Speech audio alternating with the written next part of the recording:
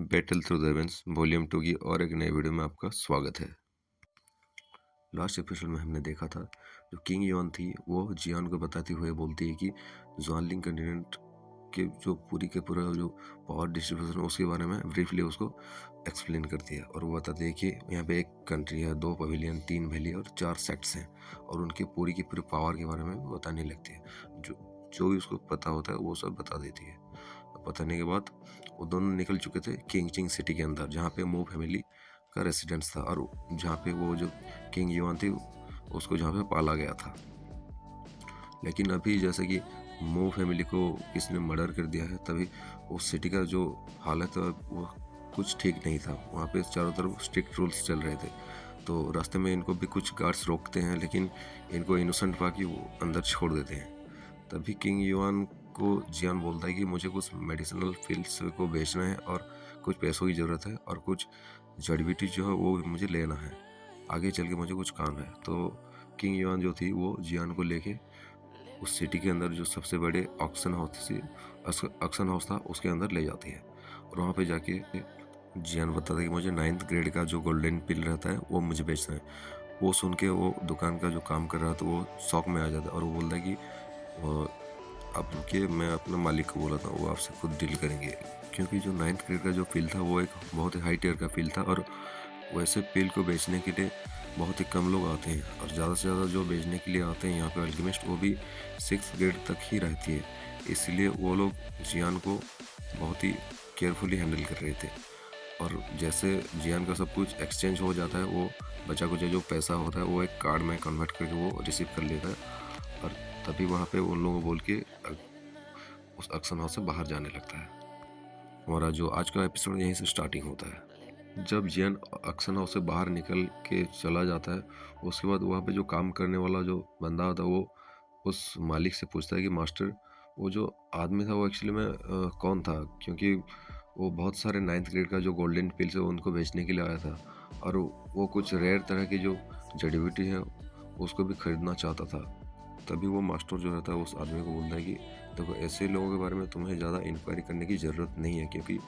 ये जो आदमी था ये शायद लगता है कि मुझसे भी एक हाई टियर का अल्केमिस्ट हो सकता है, लेकिन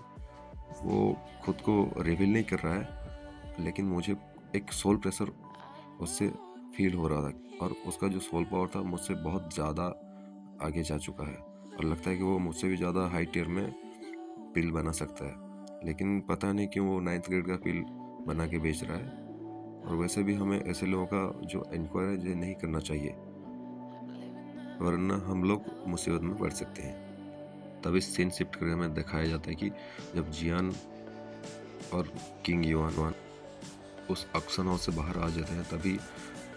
वो जो लड़की थी किंग युआन वो जियान की तरफ देख के पूछती कि ब्रदर जियान,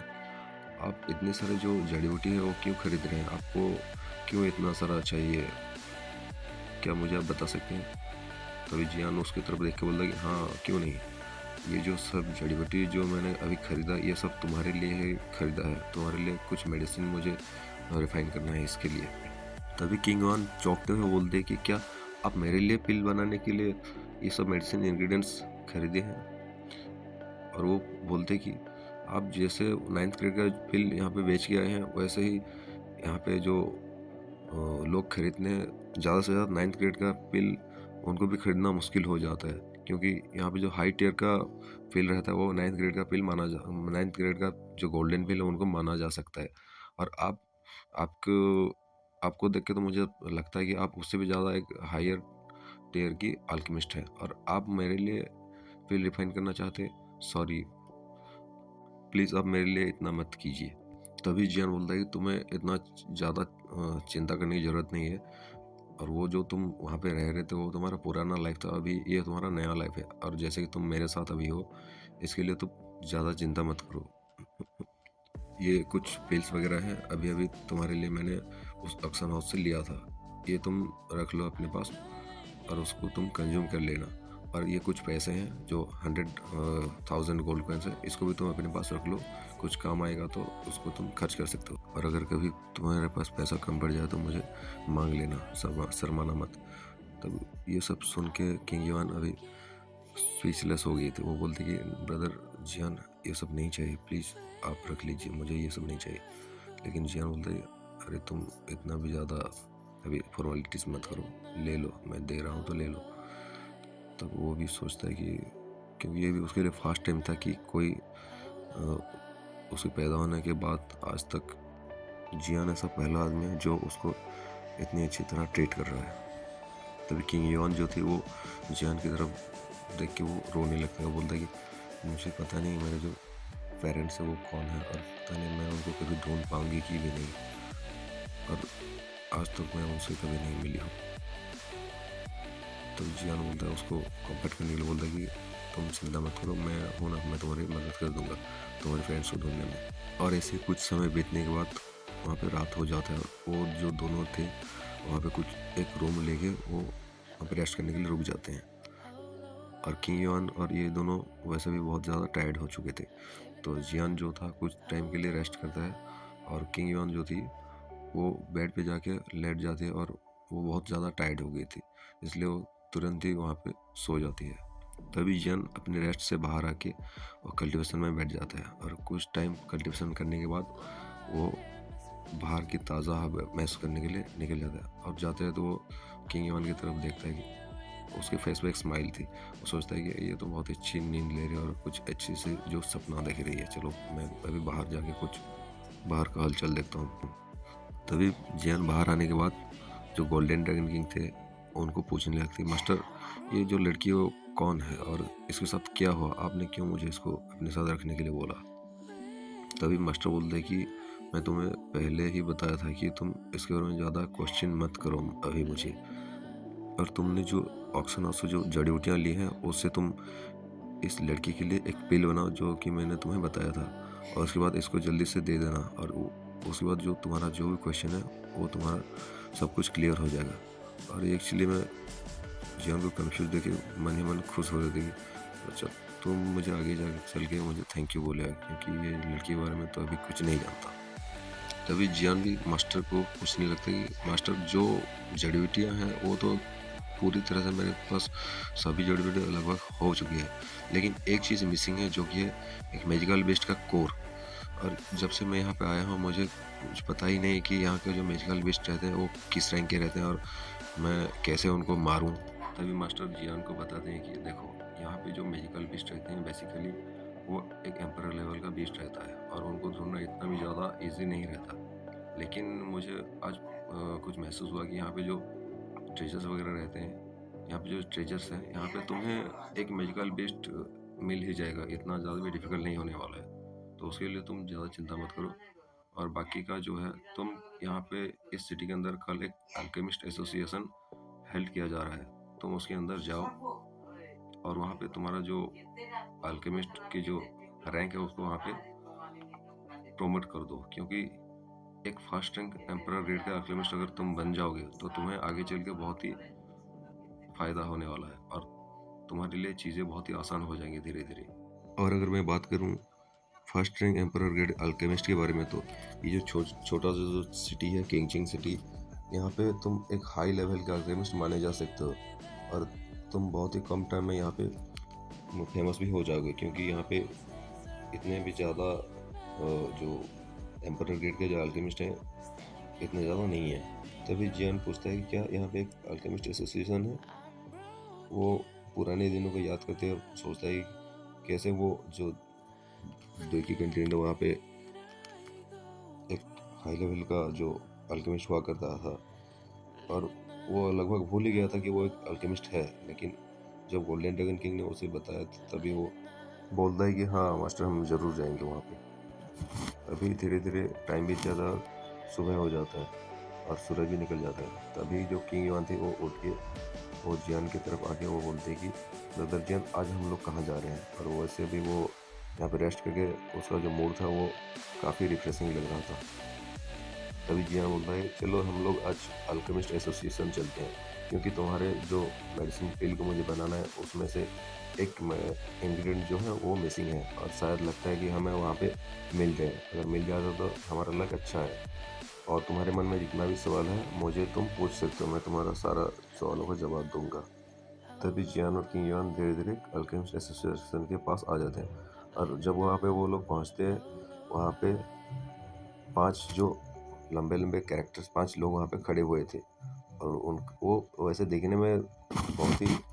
ऑर्डिनरी दिख रहे थे, लेकिन उनका जो सोल प्रेशर था वो बहुत ही ज़्यादा था और इसकी वजह से वो एक वहाँ पे सोल सॉक को बना के रखे थे और जब दोनों पहुँच जाते वहाँ पे, तभी किंग युआन का जो सोल था उनसे उसको कुछ क्षति पहुँचता है और वहाँ पे वो गिर जाता है और आगे नहीं बढ़ पाता। तभी चियान भी ये देख के थोड़ा गुस्से में आ गया, वो अपना जो सोल प्रेशर को रिलीज कर देता है और ये जो सोल प्रेशर को देख के वो जो पांचों लोग थे वो तुरंत ही साइड में हो जाता है और बोलते कि अरे ये तो एक एम्परर लेवल का सोल प्रेशर है और हम काफ़ी टाइम से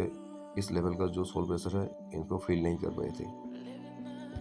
और जैसे ही वो लोग देखते हैं कि जो ये सामने वाला जो यंग मैन है उसका सोल पावर बहुत ही खतरनाक लेवल पे है, तो वो लोग भी वहाँ पे ज़्यादा देर नहीं रुकते और वो लोग वहाँ पे गायब हो जाते हैं। तो अभी हमें जो सोल सॉक था उसके बारे में बताया जाता है कि ये एक कुछ कुछ जो कुछ दूरी तक ये अफेक्ट करता है और जिनका सोल पावर बहुत ही कम पावरफुल रहता है उनको ही ये ज़्यादा अफेक्ट करता है और बाकी जो लोग रहते हैं उनको कुछ ज़्यादा अफेक्ट नहीं कर पाता। और क्योंकि जो किंग युआन का जो सोल पावर था वो थोड़ा बहुत ही कम था, इसलिए उसको ये अफेक्ट कर गया था। और वैसे भी और बहुत ज़्यादा कमज़ोर अगर किसी का सोल पावर रहेगा तो उसको ये कैद भी कर सकती है। तभी उस अल्केमिस्ट एसोसिएशन के अंदर से एक हरे रंग का बालों वाला एक बूढ़ा आदमी जैन की तरफ आते हुए बोलता है कि यंग मैन, आपका जो सोल पावर है वो बहुत ही ज़्यादा है, आपने हमें यहाँ पे लोकेट कर ही लिया क्योंकि यहाँ पे ज़्यादा लोग लोकेट नहीं कर पाते हम लोग, लेकिन आपका जो सोल पावर है बहुत ही स्ट्रांग है ना, प्लीज़ आप अंदर आइए। तभी जियान वो जो बूढ़े आदमी है उसकी तरफ आ रहा था, उसकी तरफ देख के उसको स्कैन करने लगता है और वो महसूस करता है कि उसका जो सोल पावर है वो उससे कमज़ोर नहीं था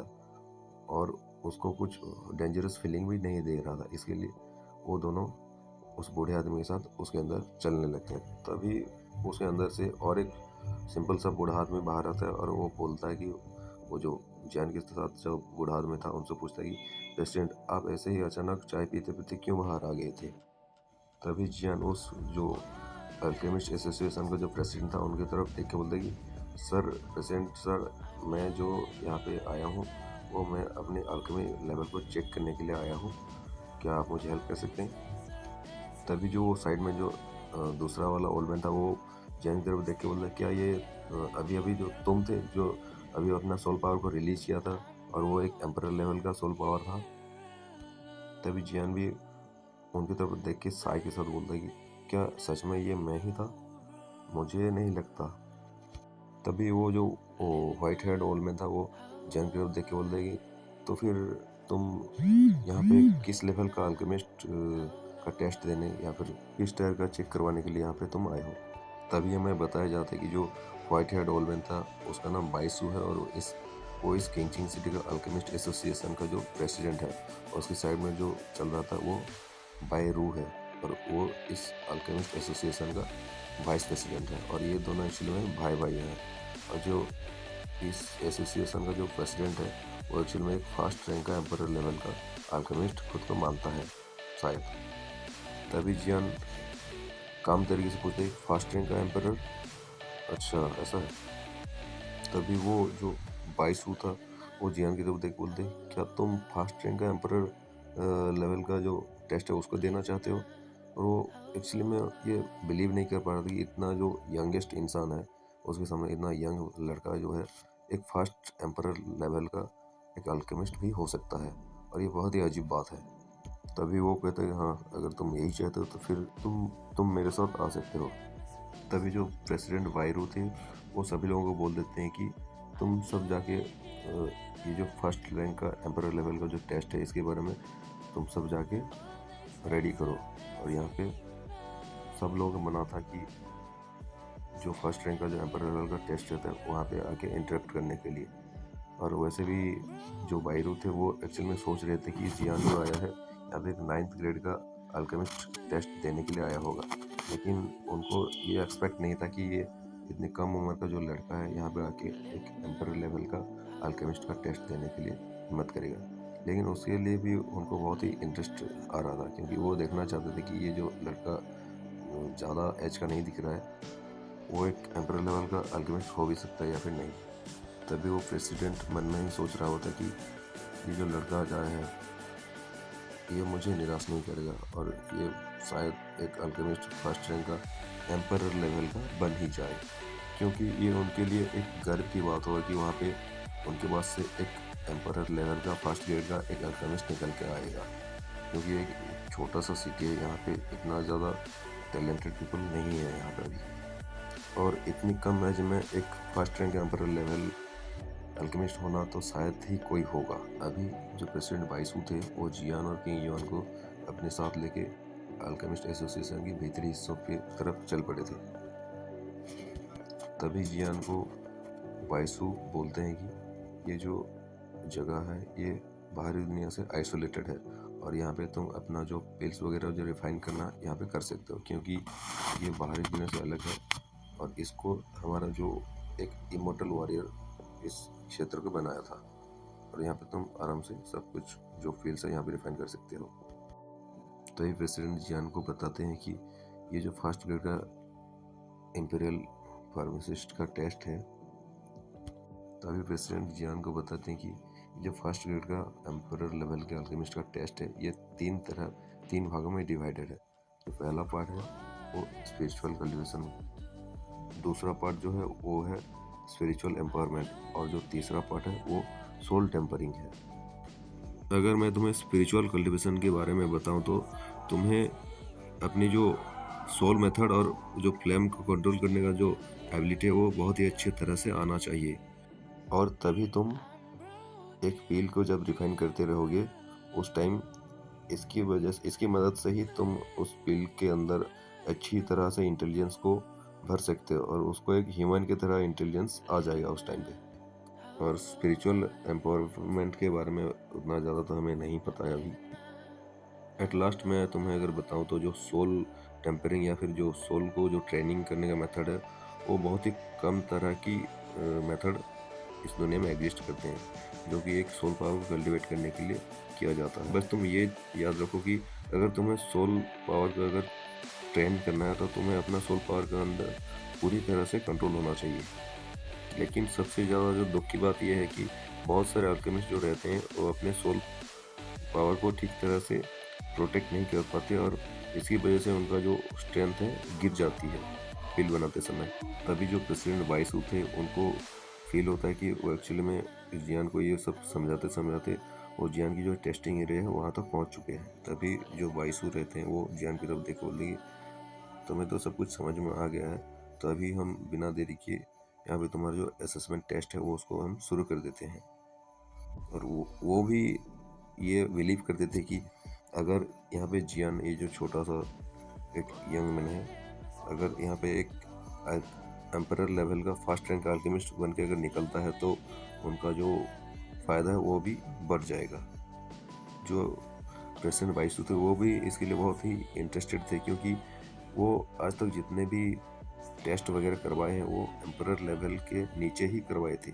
और क्योंकि वो एक फर्स्ट रैंक एम्परर लेवल का अल्केमिस्ट रह चुके हैं तो उनको बहुत ही इंटरेस्ट था कि वो खुद ही एक एम्परर लेवल का अल्केमिस्ट को टेस्ट करने में योगदान दें। तभी जो बाइसू जो प्रेसिडेंट थे वो जियान की तरफ देख के एक स्माइली फेस को लेकर बोलते हैं कि तुम्हें जो अपना जो फर्स्ट राउंड है वो देना पड़ेगा, और तुम्हें उस फर्स्ट राउंड में एक सेकंड रैंक एम्परर लेवल का एक फील्ड को रिफाइन करना है। और ये सुन के वो जो दूसरा बूढ़ा आदमी था जो वाइस प्रेसिडेंट वो हो गया था शॉक, और वो पूछता है कि क्या एक सेकंड रैंक का एम्परर लेवल का अल्टीमेट टेस्ट ये कुछ ज़्यादा नहीं हो गया, क्योंकि वो मन में मन बैंक फिर रहा होता है कि उससे भी ये छोटा सा दिखने वाला जो बच्चा है वो उससे बहुत ज़्यादा छोटा है उम्र में, वो इससे ज़्यादा एबिलिटी को पोजेस करता है, और ये उसको बिलीव नहीं हो रहा था कि ये सच हो सकता है। तभी वो जो सामने प्रेसिडेंट था वो बोलता है कि तुम बस आगे देखते चलो और आगे चल के तुम्हें सब कुछ पता चलेगा। तब जियान प्रेसिडेंट की तरफ देख के बोलते हैं क्या ये कुछ ज़्यादा नहीं हो गया, एक सेकंड लेवल का एम्परर अल्केमिस्ट का टेस्ट, क्योंकि जियान जानता था कि एक हाई लेवल का जो टीयर का जो प्रेस्क्रिप्शन रहता है वो बहुत ही ज़्यादा वैल्यूएबल रहता है। हाँ, इसका एक वैल्यू रहता है, लेकिन फिर भी उसको बनाने के लिए बहुत ही मेहनत किया गया होता है। तभी पेशेंट जो थे वो जियान को बोलते हैं कि देखो बच्चे, इतना ज़्यादा शौक होने की ज़रूरत नहीं है, क्योंकि तुमने अपना सोल प्रेशर को जब रिलीज़ किया था तभी हमें पता चल चुका था कि तुम्हारा जो लेवल है किस लेवल तक पहुंच चुकी है। इसके लिए मैं तुम्हारे लिए एक अच्छा सा प्रेस्क्रिप्शन ला के यहाँ पे तुम्हें दे रहा हूँ। और हम यहाँ पे इतने जो बूढ़े आदमी लोग हैं यहाँ पे इतना ज़्यादा भी बेवकूफ़ नहीं है कि किसी को भी ऐसे प्रेस्क्रिप्शन थमा दे अपने हाथ में। एनीवे, तुम्हें इतना ज़्यादा चिंता करने की ज़रूरत नहीं है, क्योंकि हमारा इसमें कोई लॉस नहीं होने वाला है। और अगर तुम एक सेकंड रैंक का एम्पर लेवल का अल्केमिस्ट बन जाते हो तो इन फ्यूचर हमें जाके हमें ही बहुत ज़्यादा फ़ायदा होने वाला है। और जियान भी ये सब जानता था कि कोई भी अल्केमिस्ट एसोसिएशन के लिए ये बहुत ही अच्छी बात रहती है कि उसके अंदर से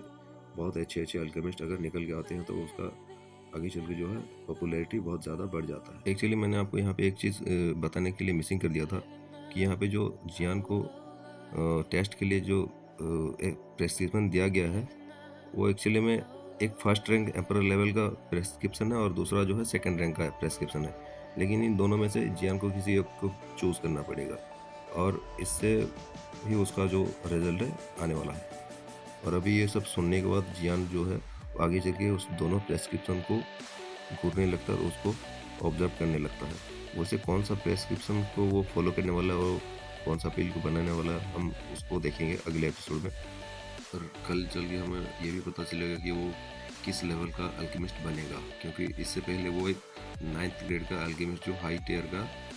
जीके कंटेनर में हुआ करता था और यहाँ पे आने के बाद उसका जो अल्केमी टेस्ट है वो नहीं हुआ है कहीं पे भी। और अभी इस एपिसोड में टाइम हो गया है तो इसके लिए अभी यहाँ पे हम खत्म कर दिए। तब तक के लिए मिलते हैं कल नए वीडियो के साथ।